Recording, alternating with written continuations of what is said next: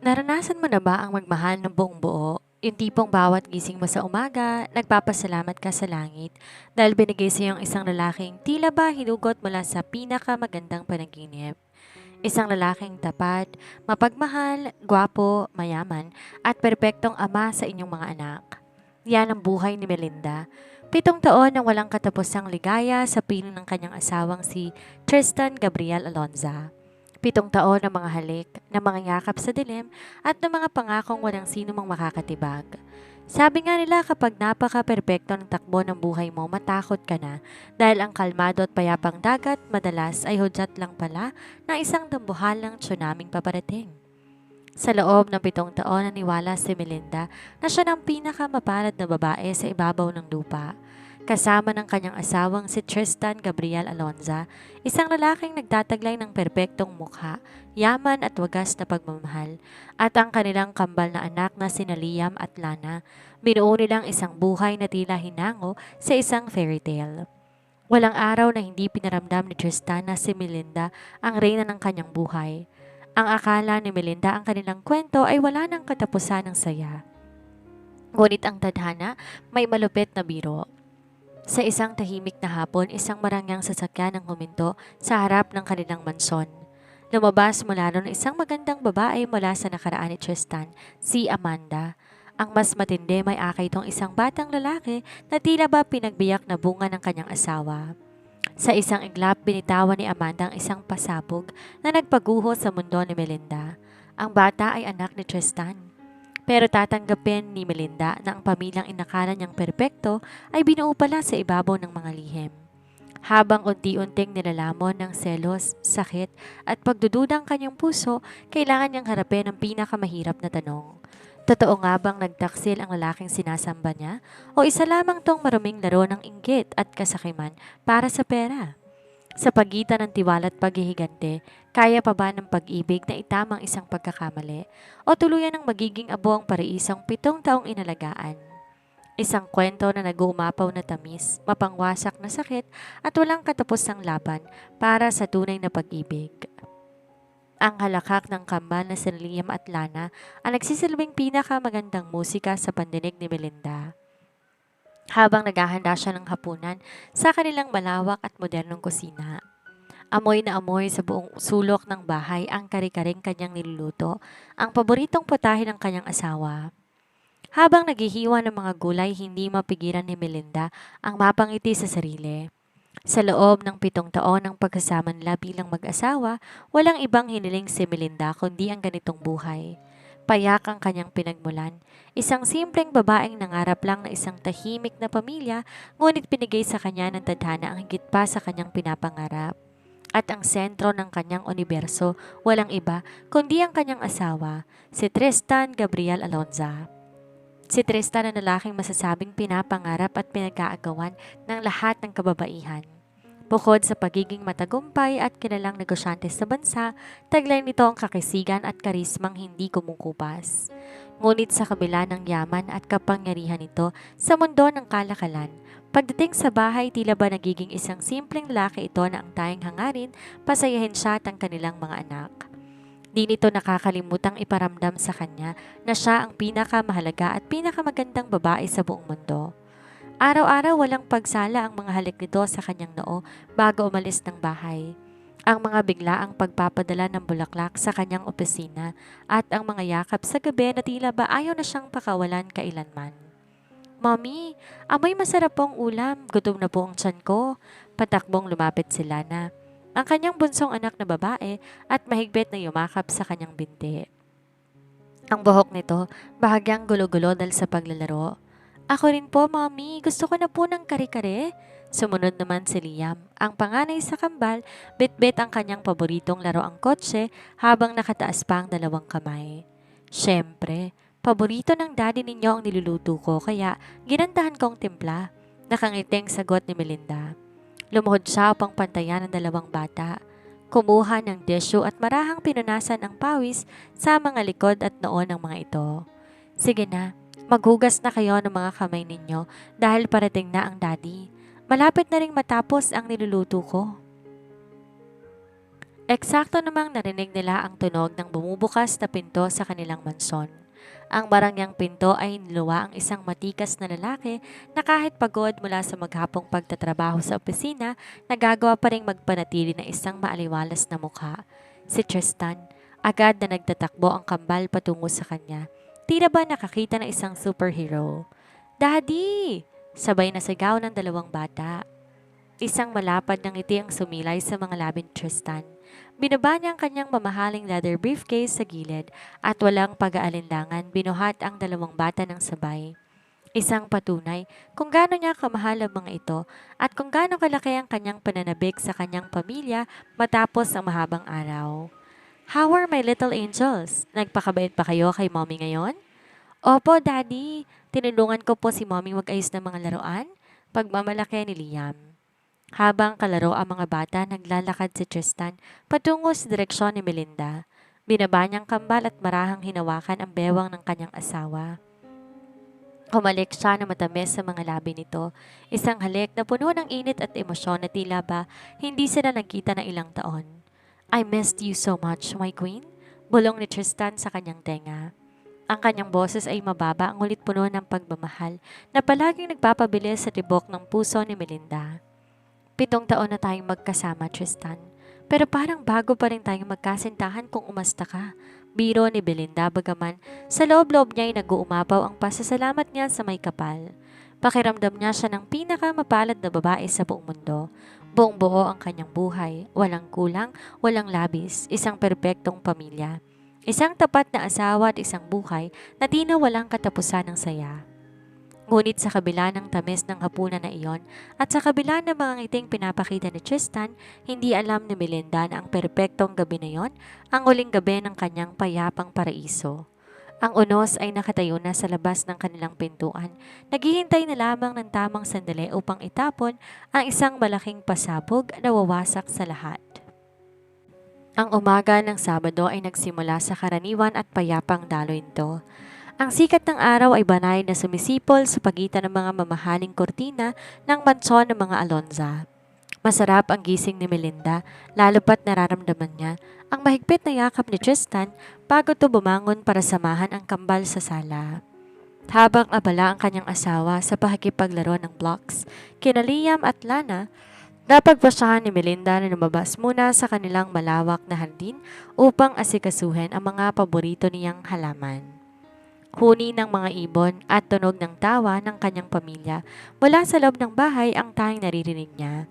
Payapa, masaya, walang anumang senyales ng araw na itong magiging simula ng kanyang pinakamatinding bangungot.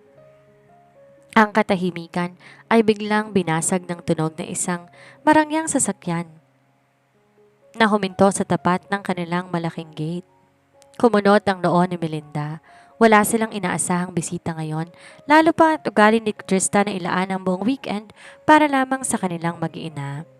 Naglakad si Melinda patungo sa gate, bitbit ang kanyang pruning shears, habang pinupunasan ng kaunting pawis sa kanyang noo. Isang makintab at kulay itim na SUV ang nakaparada. Bumukas ang pinto nito, lumabas sa isang babaeng agaw pansin ng ganda. Nakasuot ito ng isang mamahaling puting dress, may bitbit na branded na bag at nakasuot ng malaking designer sunglasses. Ngunit hindi ang itsura ng babae ang pumukaw sa pansin ni Melinda, kundi ang isang batang lalaki na akay-akay nito. Ang bata mukhang kasing edad lang ni Liam at Lana, nakasuot ng simpleng polo shirt at tahimik na nakatungo. Magandang umaga po. Sino pong hinahanap nila? Magalang ngunit may kaunting pagtatakang tanong ni Melinda nang makalapit siya sa rehas ng gate. Dahan-dahang tinaas ng babae ang kanyang kamay, tinanggal ang sunglasses. Tumambad ay isang pares ng matatalim na mga mata na may halong pait at pambubuska. Tinitigan niya si Melinda mula ulo hanggang paa, tila ba sinusuri ang kanyang pagkatao. Isang mapait at nakatutuyong ngiti ang sumilay sa mga labi ng babae. Melinda, tama ba? Ang bagong reyna ng tahanang ito. Panimula ng babae, ang boses ay puno ng sarkasmo. Ako si Amanda, at narito ako para ibalik ang kung anong nararapat para kunin ang sa amin. Mas lalong naguluhan si Melinda. Ipagpaumanhin mo pero baka nagkakamali ka ng bahay na pinuntahan. Ano ang ibig mong sabihin? Bago pa man makasagot ang babaeng nagpakilalang Amanda, narinig ni Melinda ang mabilis na mga hakbang ng sapatos mula sa likuran niya. Bumukas ang pinto ng mansyon at lumabas si Tristan. Bakas ang pagtataka sa mukha. Han, sino bang bisita natin sa labas? Di na natapos ni Tristan ang kanyang sasabihin. Sa isang iglap, tila huminto ang mundo. Napako ang mga mata ni Tristan sa semento at sa isang korap ng mata na wala ng kulay ang kanyang mukha. Ang kanyang mapupulang labi biglang nangatal at ang kanyang mga kamao otomatikong nagrehas sa kanyang gilid. Parang nakakita si Tristan isang multo sa pinakamadalim na bahagi ng kanyang nakaraan. Tristan, tawag ni Amanda. Ang boses naging mas malambing ngunit may kalakip na lason. Matagal-tagal din tayong di nagkita. 7 taon? Mukhang napakasarap ng buhay mo dito habang kami nagtitiis. Tingnan mo kung sino sinama ko, ang anak natin, si Troy. Parang sang napakalakas na bomba ang sumabog sa mismong pandinig ni Melinda. Ang mga salitang anak natin ay paulit-ulit na umalingaw-ngaw sa kanyang isipan. Tila ba bawat letra ay may talim na sumasaksak sa kanyang puso. Natin, sina Tristan at Amanda? Agad lumingon si Melinda sa kanyang asawa. Buong puso siyang umaasa na tatawanan lang ito ni Tristan. Nasasabihin nitong isang baliw ang babaeng nasa labas o isang malaking pagkakamali lang ang lahat. Ngunit ang nakita niya sa mukha ng asawa ay hindi galit na isang taong napagbintangan, kundi ang tindi ng takot, gulat at guilting ekspresyon na hindi niya akalaing makikita sa lalaking 7 taon niyang kapiling sa iisang kama. Ang perpektong pamilya na binuo niya sa loob ng 7 taon ay tila isang marupok na kastilyong buhangin na sa isang iglap ay niyanig ng dambuhalang alon ng katotohanan. Nagising bingi si Melinda sa paligid. Ang tanging naririnig na lamang niya ay ang mabilis na marahas na pagtibok ng sarili niyang puso. Ang sikat ng araw na kanina lamang ay nagbibigay ng liwanag sa kanyang paraiso, tila naging nakakapaso na ngayon sa kanyang balat. Binalot ng yelo ang kanyang buong katawan habang kanyang mga mata ay nananatiling nakapako sa mukha ng kanyang asawa. Anong kalokohan to, Amanda? Galit, ngunit may halong panginginig na sigaw ni Tristan. Mabilis tong humakbang, pababa ng porch, lumapit sa gate. Sa isang marahas, ngunit protective na galaw, hinila ni Tristan si Melinda patungo sa kanyang likuran. Tila ba sinusubukan nito na itago ang kanyang legal na asawa mula sa lason na dala ng babaeng nasa labas ng kanilang gate. Ngunit huli na ang lahat. Ang lason ay pumasok na sa isip at puso ni Melinda. Kalokohan. Isang mapaungyam na tawa ang pinakawala ni Amanda. Tinaas nito ang kanyang baba at lalo naging matigas ang anyo. Tristan, wag mo kong idaan sa pagalit mo. Tingnan mo mukha ng batang to, harapin mo siya. Wag mong sabihin hindi mo nakikita ang sarili mo sa kanya. Dinala ni Amanda ang batang si Troy ng bahagya pasulong. Hawak ang balikat nito. Sa pagkakataong to napiritan si Melinda na tingnan na maigi ang mukha ng bata mula sa likod ng balikat ni Tristan. Isang malamig na saksak ang naramdaman niya sa kanyang dibdib. Ang hugis ng panga, ang bagsak na makapal na buhok at ang mapupungay na mata ng bata. Lahat ng yon ay parang pinagbiyak na bunga ni Liam at Lana nung mas bata pa ang mga ito. Ang bata ay may bakas ng dugong Alonza. Hindi niya yon maikakaila sa kahit na sinong makakakita. Nagsimulang manginig ang tuhod ni Melinda. Napahawak siya sa lilay ng suot na sando ni Tristan para lamang hindi siya mabuwal. Diyos ko, hindi ito maaari, bulong ng kanyang isip. 7 taon kaming magkasama. Araw-araw, gabi-gabi, paano nangyaring may ganito? Umalis ka na, Amanda. Wala akong kinalaman sa'yo o sa bata na yan. 7 taon nang nakakaraan at alam mo kung anong totoo. Umalis na kayo bago ko patawagin ang mga security ng subdivision nito, asik ni Tristan. Ang kanyang boses ay umalingaw-ngaw sa buong hardin, puno ng pananakot ngunit hindi maitatago ang taranta at takot na gumigiyes sa kanya. Aalis ako ngayon, Tristan, dahil ayokong matroma ang anak natin sa pagwawala mo. Malamig na sagot ni Amanda, sabay suot muli ng kanyang sunglasses. Pero wag mong iisiping tapos na ito. babalik ako. At sa susunod na humarap ako sa'yo, kasama ko ng abogado at ang resulta ng DNA test na magpapatunay na ikaw ang ama ni Troy. Hindi mo matatakasan ng responsibilidad mo, Tristan Gabriel Alonza? Isang huling matalim na tingin ang pinatama ni Amanda kay Melinda. Isang tingin na tila ba nagsasabi, hiram lang kaligayahan mo. Bago nito, tinalikuran sila. Pinasakay niya si Troy sa loob ng sasakyan at mabilis na pinaharurot ang SUV paalis ng kanilang tapat. Nang mawala sa paningin ang sasakyan na mayani isang nakabibinging katahimikan sa pagitan ng mag-asawa, ang tanging maririnig na lamang ay ang malalalim na paghinga ni Tristan na tila ba galing sa isang matinding karera. Dahan-dahang humarap si Tristan kay Melinda. Ang matikas at tiwalang mukha ng negosyante ay napalitan ng mukha ng isang laking desperado at takot. Lumapit siya at sinubukan hawakan ang mga kamay ni Melinda. Han, Melinda, please makinig ka sa akin. Hindi totoo ang sinasabi ng babaeng yan. Maniwala ka sa akin. Ikaw lang at ang kambalang pamilya ko.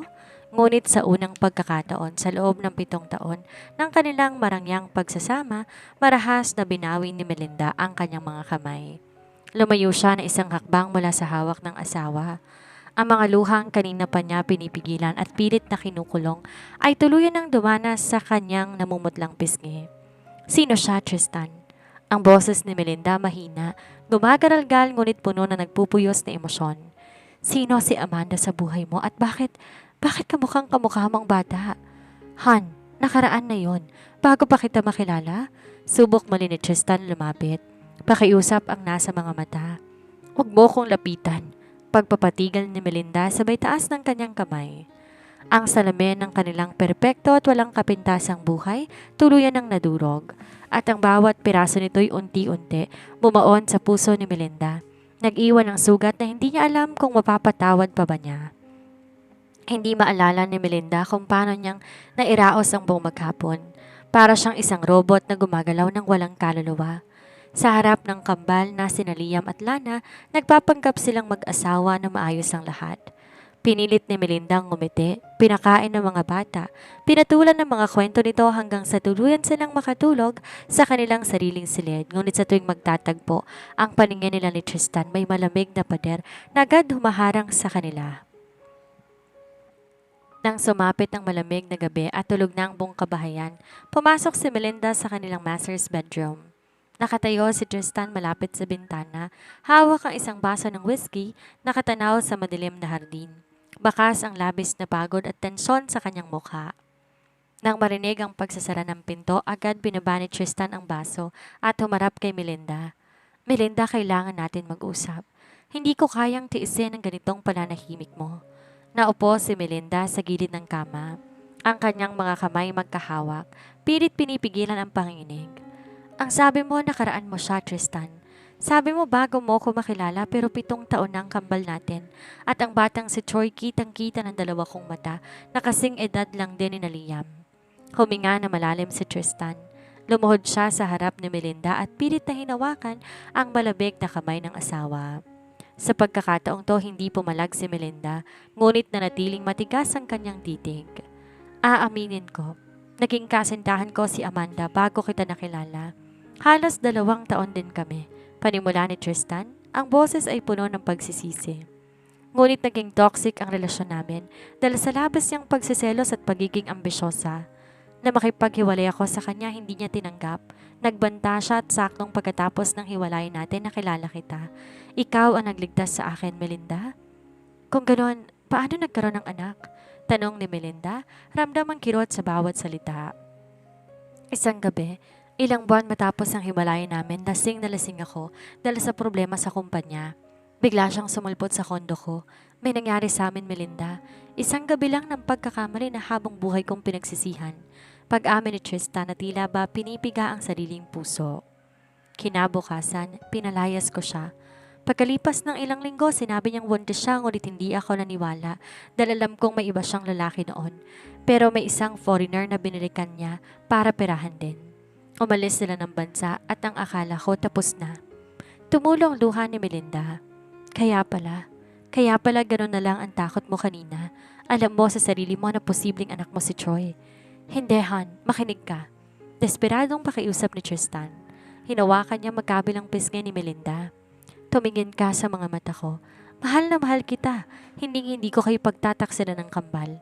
7 taon tayong kasal, naging tapat ako sa iyo sa bawat segundo. Ang paglitaw ni Amanda ngayon, amoy na amoy ko ang motibo niya.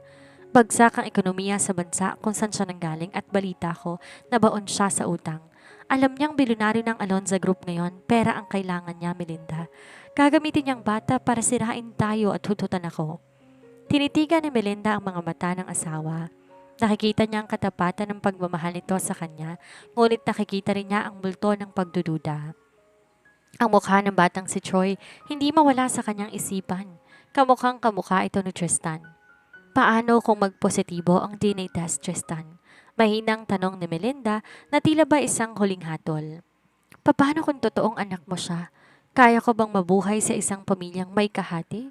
Kaya ko bang tingnan ka araw-araw nang hindi naiisip na may iba kang anak sa labas?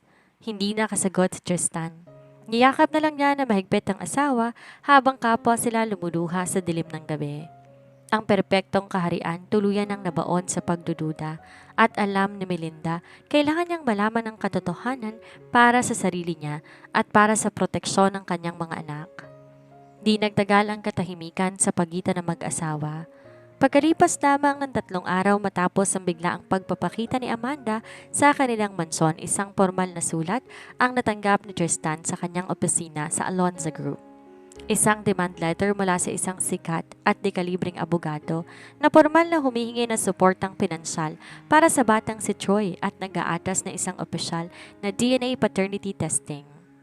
Nang gabing yon, nakalatag ang mga dokumento sa ibabaw ng kanilang glass coffee table. Kasama ni Melinda at Tristan ang pamilyang abogado ng mga Alonza na sina Attorney Ruel Santos. Tristan, Miranda, seryosong laro ni Amanda? Seryosong pahayag ni Attorney Santos habang inaayos ang kanyang salamin. Hindi siya basta-basta nagbabanta lang sa labas ng gate ninyo. Mukhang handa siyang dalhin to sa korte kung di kayo makikipag-coordinate sa DNA test at ayon sa batas, may karapatan ang bata kung mapapatunayang ikaw nga ang ama, Tristan. Gusto ko ang test na yan, Roel. Mabilis at matigas sa sagot ni Tristan.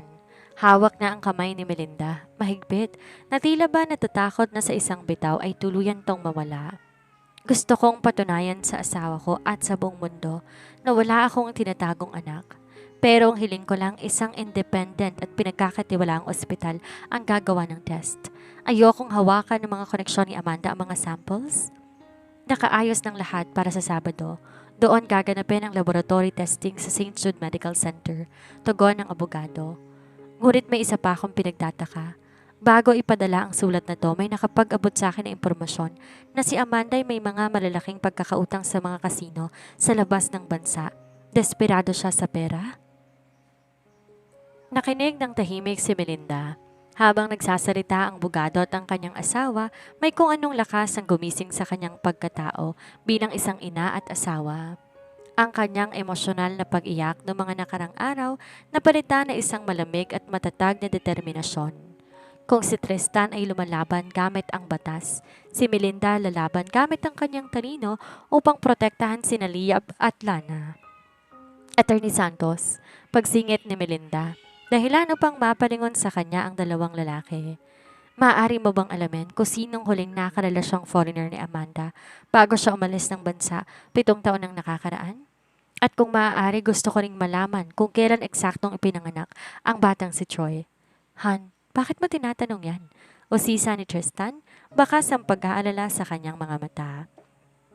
Tumingin si Melinda ng diretso sa kanyang asawa. Tristan, kung totoong anak mo si Troy, haharapin natin ang batas.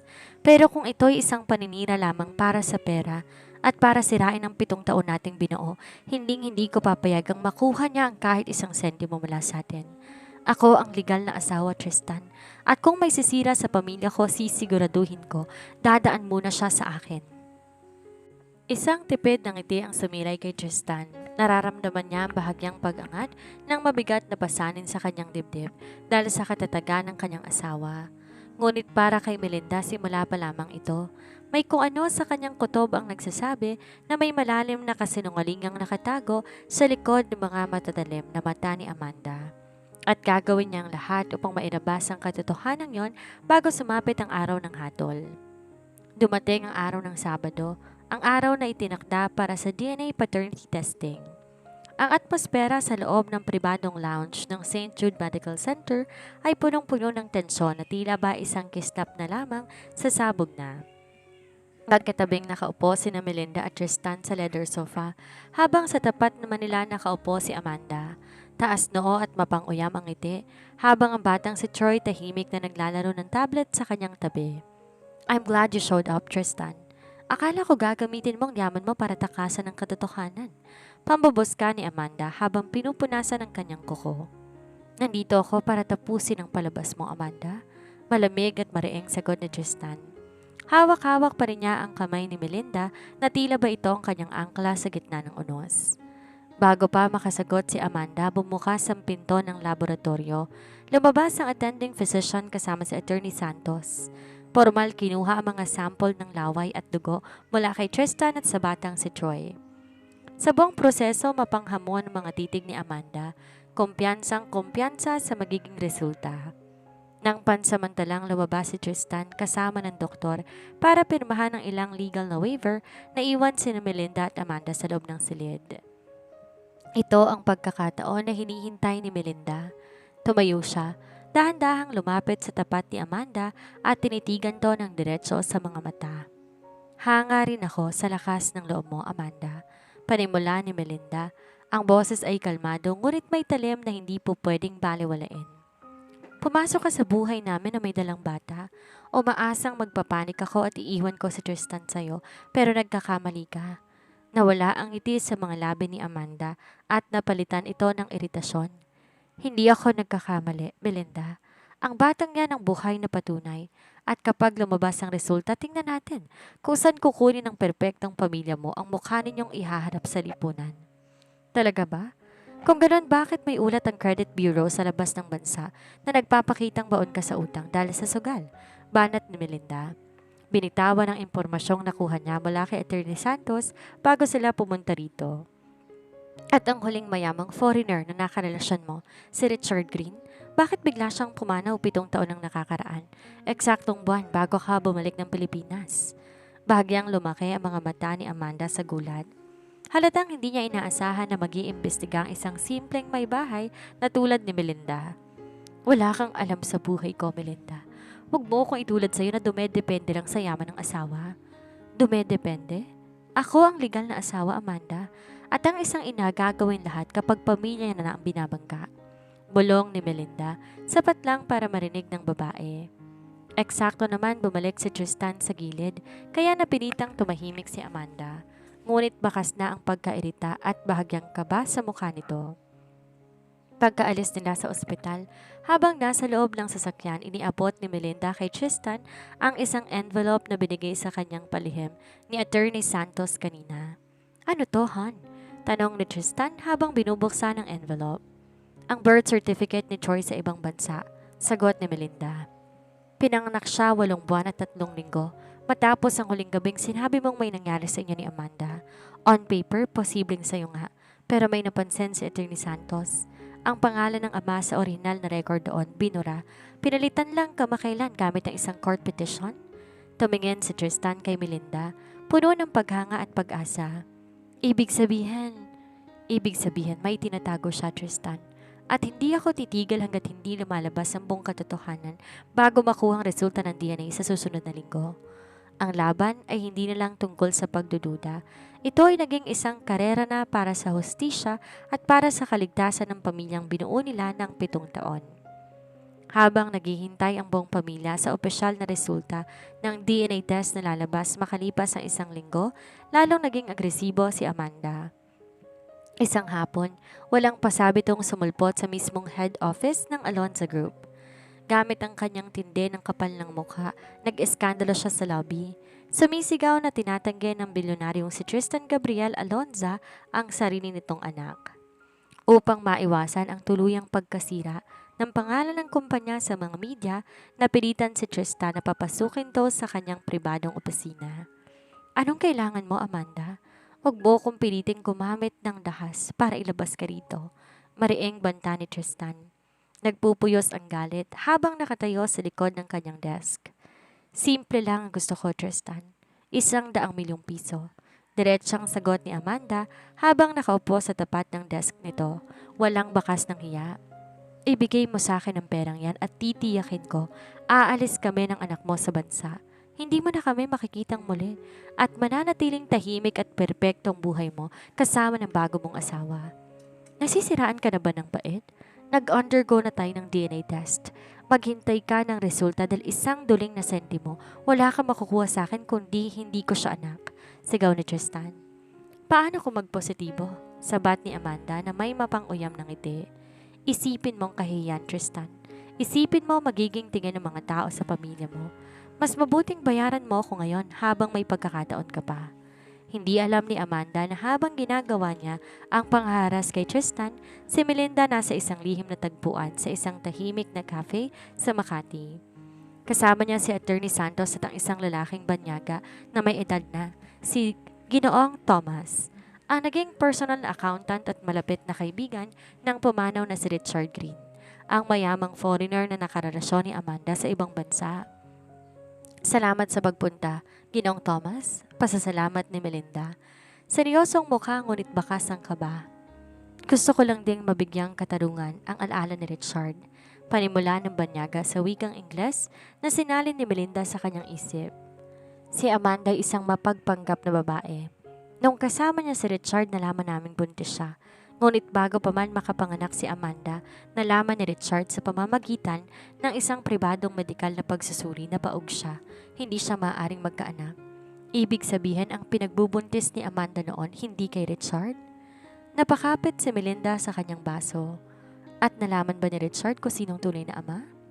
Bago pa man lumabas ang katotohanan, inatake sa puso si Richard dahil sa matinding stress mula sa mga utang sa sugal na ginawa ni Amanda gamit ang kanyang mga credit card. Ang bata ay pinanganak na walang kinikilalang ama sa abroad. Ngunit bago pumanaw si Richard, may iniwan siyang kopya ng isang palihim na prenatal check-up report ni Amanda. Dito nakasaad ang eksaktong bilang ng linggo ng kanyang pagbubuntis. Iniabot ni Ginong Thomas ang isang lumang dokumentong medikal kay Melinda.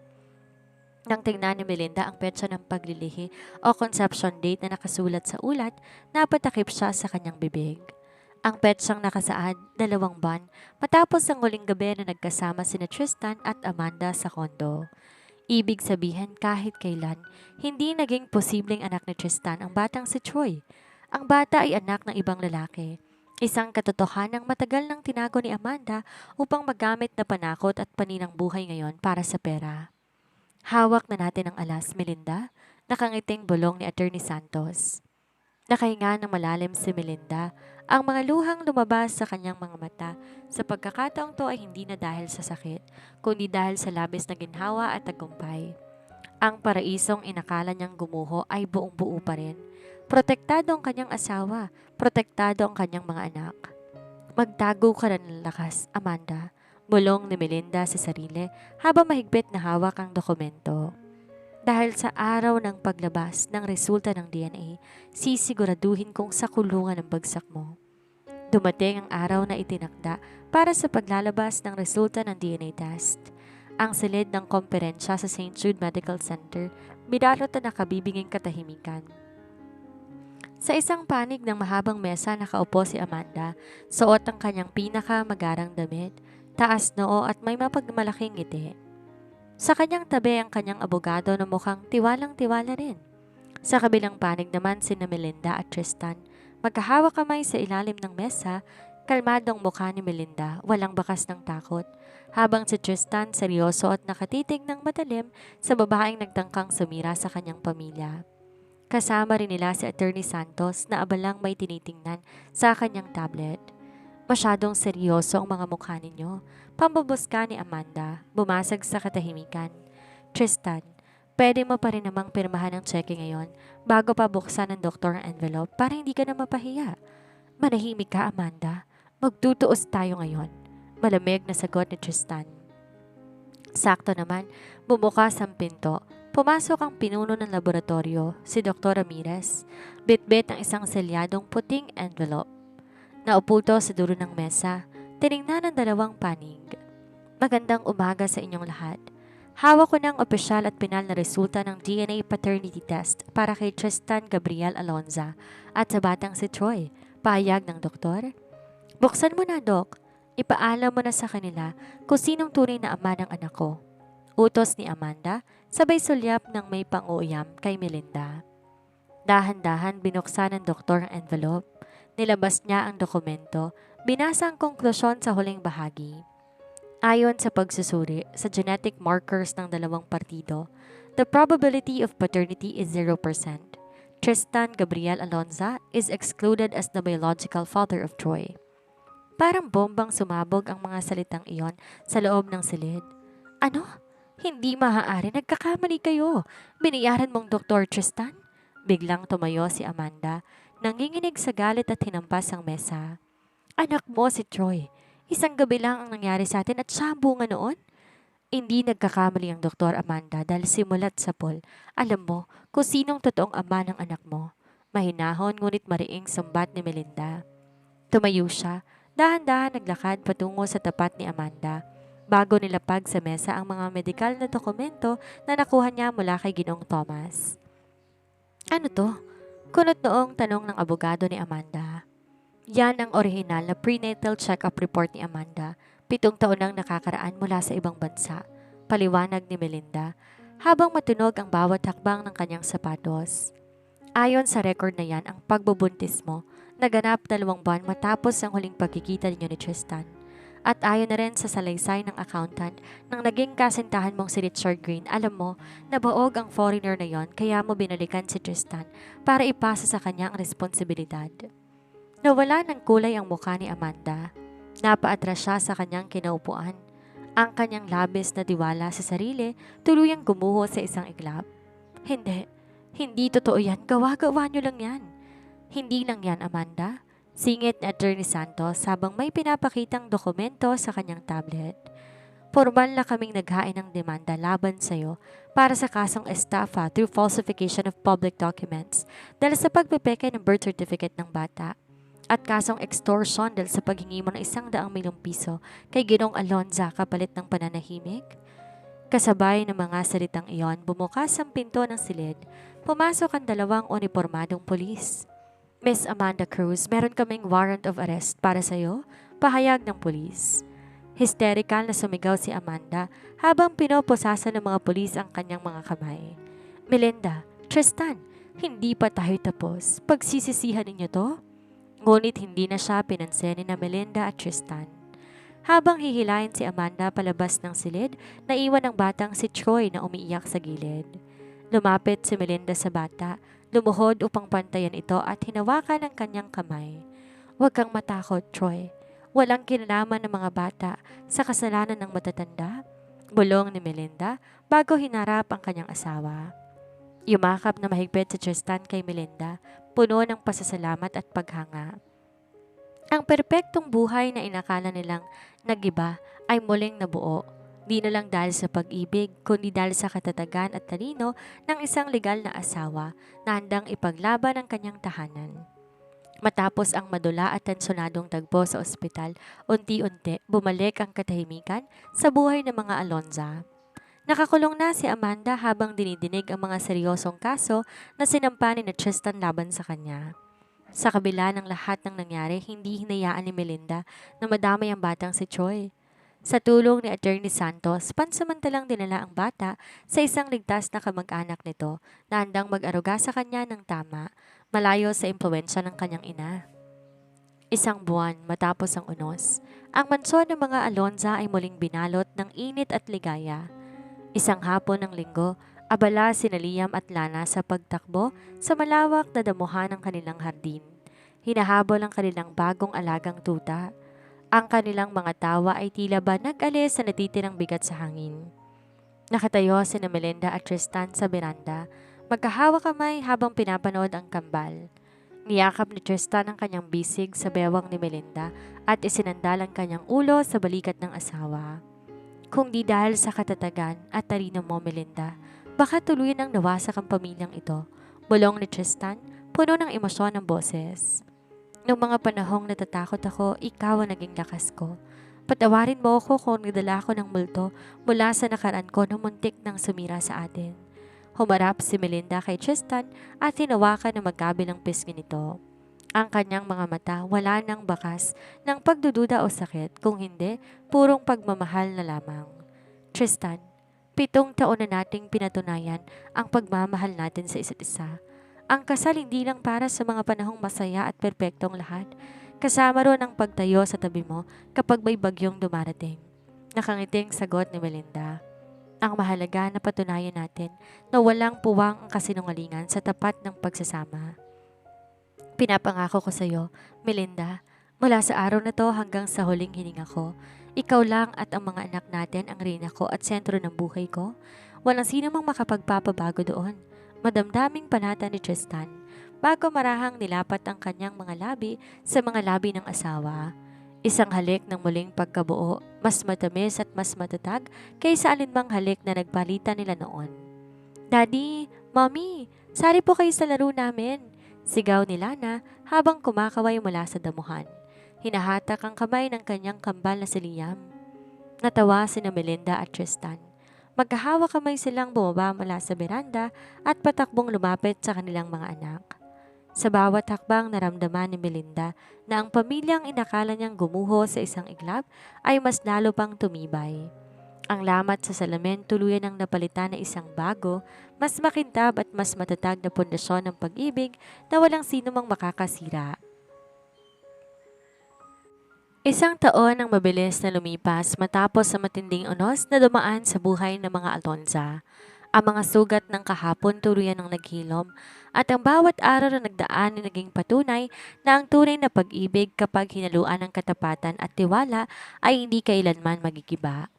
Si Amanda opisyal nang nahatulan ng korte at kasalukuyang nagbabayad sa kanyang mga kasalanan sa likod ng rehas, habang ang batang si Tor naman nasa maayos at mapagmahal na pangalaga ng kanyang mga kamag-anak sa probinsya. Sa regular ding tinutulungan ni Tristan pagdating sa pag-aaral nito bilang tanda ng kanyang mabuting puso. Ngayong gabi, ang mansyon ng mga Alonza ay muling napuno ng buhay, musika at nanginginig ng mga ilaw. Pinagdiriwang ni Melinda at Tristan ang kanilang 8 anibersaryo ng kasal. Ang malawak na hardin na dating naging saksi sa masakit na pagharap kay Amanda ay napuno ngayon ng mga sariwang rosas, magagandang kortina at mga malalapit na kaibigan at kapamilya na naging saksi sa kanilang katatagan. Napakaganda mo, Han. Tila ba mas lalo kang nagiging bata bawat taon? Bulong ni Tristan habang dahan-dahang lumalapit kay Melinda mula sa kanyang likuran. Nakasuot si Melinda na isang eleganteng emerald green gown hapit sa kanyang katawan, habang si Tristan naman mukhang mas makinang at matikas sa kanyang pasadyang black tuxedo. Lumingon si Melinda, sinalubong ang kanyang asawa na isang matamis na ngiti. Ang mga mata ay nagniningning sa labis na kaligayahan. Nambola ka na naman, Tristan Gabriel. Biro ni Melinda, bagaman ramdam niya ang pamilyar na kilig na tila ba nung unang beses pa lamang silang nagkamabutihan. Ikaw rin naman, mukhang di ka tumatanda. Kaya naman pala hanggang ngayon marami pa rin kababaihan ang naiinggit sa akin. Natawa ng mahina si Tristan pagkatapos marahan niyang hinawakan ng kamay ng asawa at pinanood ang kanilang kambal na si Liam at Lana. Ang dalawang bata, formal ang kasuotan. Si Liam may suot na maliit na bowtie habang si Lana tila isang maliit na prinsesa sa kanyang white dress. Masaya silang nakikipaglaro sa kanilang mga pinsan. May sorpresa ako sa iyo, bulong muli ni Tristan sabay hina ng bahagya kay Melinda patungo sa gitna ng hardin kung saan nakatayo ang isang maliit na entablado. Bago pa makapagtanong si Melinda, biglang namatay ang mga malalaking ilaw at isang spotlight ang tumama sa kanilang dalawa. Narinig ang mahinang tugtog na isang biolin, nagpapatugtog ng kanta na naging paborito nila nung sila'y nagliligawan pa lamang. Kinuha ni Tristan ang mikropono mula sa gilid. 8 taon na ang nakalilipas na mangako ko sa harap ng Diyos at ng mga tao na mamahalin ko ang babaeng nasa harap ko ngayon. Panimula ni Tristan. Ang kanyang boses ay gumaralgal sa matinding emosyon. Seryosong nakatitig sa mga mata ni Melinda. Dumaan tayo sa pinakamalaking pagsubok na pwedeng dumaan sa isang pamilya. Muntik nang gumuho ang mundo ko dahil sa mga pagkakamali at multo ng aking nakaraan. Ngunit sa halip iwan ako, pinatunayan ni Melinda kung anong tunay na kahulugan ng isang legal na asawa. Siya ang lumaban, siya ang nagtanggol, at siya ang muling nagbuo sa ating paraiso. Nagpalakpakan ng mga bisita. Marami sa kanilang napaluha sa madamdaming pahayag ng bilyonaryong negosyante. Lumuhod si Tristan sa isang tuhod, tulad ng ginawa niya 7 taon nang nakakaraan at naglabas na isang maliit na pulang pelus na kahon. Pagkabukas nito, tumambad ang isang nagniningning na diamanteng singsing, isang bagong simbolo ng kanilang walang katapusang panunumpa. Belinda Alonzo, my queen, my life, will you marry me again? Gusto kong muling mangako sa iyo sa harap ng ating mga anak na wala nang iba pang hahawak ng puso ko kundi ikaw lamang hanggang sa huling sandali ng aking buhay. Pakiusap ni Tristan. Umiiyak na tumango si Melinda. Ang mga luha ng kagalakan ay malayang dumanas sa kanyang mga pisngi. Yes, Tristan. 1,000 beses na yes. Pipiliin at ipaglalaban kita araw-araw habang buhay. Sinuot ni Tristan ang singsing sa kanyang daliri bago tumayo at masuyong pinaligiran ng yakap ang bewang ni Melinda. Sa ilalim ng kalangitang puno ng mga bituin at sa harap ng kanilang mga nagtatawa ng anak na patakbong lumapit upang makisali sa yakap, pinagsaluhan nilang isang halik na puno ng tamis, pangako at wagas na pag-ibig. Ang akala ni Melinda noon gumuho ng kanyang perpektong kahapon. Ngunit natutunan niya na ang tunay na paraiso hindi binuo dahil walang dumarating na bagyo, kundi dahil mayroong isang matatag na pag-ibig na kayang magpatumba sa kahit anong unos. At sa piling ni Tristan, alam niya, ang kanilang masayang kwento ay wala ng katapusan. Habang sinusulat ko ang huling mga salita sa kwento ni na Melinda at Tristan, hindi ko mapigilang mapangiti at kasabay noon makaramdam ng kaunting kurot sa aking puso. Ang kwentong to hindi lang tungkol sa isang pamilya na binuo sa barangyang mansyon o sa isang gwapong bilyonaryo at sa kanyang magandang asawa. Ito'y kwento ng bawat isa sa atin, isang salamin ng katotohanan na walang buhay na perpekto at walang paraisong hindi daraan sa bagyo. Madalas akala natin kapag nakatagpo na natin ang taong nangako sa atin ng panghabang buhay, doon na nagtatapos ang laban. Ngunit sa totoong buhay, doon pa lamang to magsisimula. Ang pag-ibig hindi lang sinusukat sa mga tawa, sa mga halik sa noo tuwing umaga, pagsasabi ng I love you, I miss you, o sa mga marangyang regalong binibigay sa atin. Ang tunay na sukat ng pag-ibig ay kung paano kayo magkahawak kamay kapag ang mundo sa paligid nyo'y unti-unti nang guguho kapag humarap kayo sa matinding pagsubok. Pinakita sa atin ni Melinda na ang pagiging isang legal na asawa at isang ina ay hindi nangangahulugang magiging mahina ka kapag nasaktan ka. Ang kanyang katatagan, talino at dignidad ang naging sandata niya upang ipaglaban ang kanyang tahanan. At si Tristan, sa kabila ng multo ng kanyang nakaraan ay nagpakita ng isang tunay na lalaki marunong yumuhod, umamin sa pagkakamali at maging matapat sa taong kanyang pinili. Sana, sa pagkasara ng aklat na ito, paunin niyo ang isang mahalagang aral. Ang salamin ng buhay maaaring magkaroon ng lamat dahil sa mga pagsubok, ngunit ang tapat at wagas na pagmamahal ay may kapangyarihang muling buuin ito upang mas maging matatag at maayos kaysa noon. Huwag kayong matakot sa unos, huwag padalos-dalos ng desisyon. Hanggat may tiwala, katapatan at pagmamahal, laging may bagong umaga na naghihintay sa atin. Maraming salamat sa pagsama sa akin sa biyaheng ito ni na Melinda at Tristan. Hanggang sa muling pagbubukas ng susunod nating pahina ng pag-ibig at buhay. Buong pusong nagpapasalamat ang inyong manunulat, Rava TV at ang inyong narrator, ang inyong lingkod, Miss Sandra.